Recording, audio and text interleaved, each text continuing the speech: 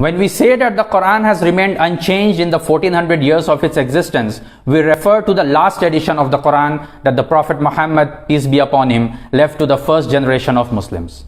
Prior to the last edition, the Qur'an did undergo many changes to meet the needs of its immediate addressees in a 23-year-long dynamic process of revelation.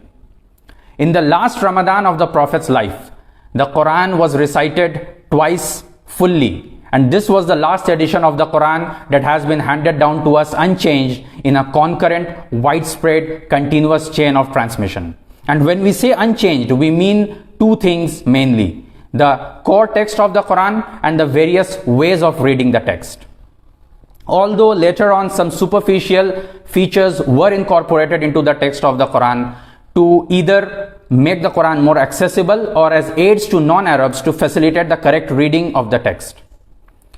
These superficial features include naming of the surahs or chapters and their grouping into 30 paras or parts, and diacritical marks like dots on letters and fatah, dhamma, kasra or zaba, zer, pesh, etc.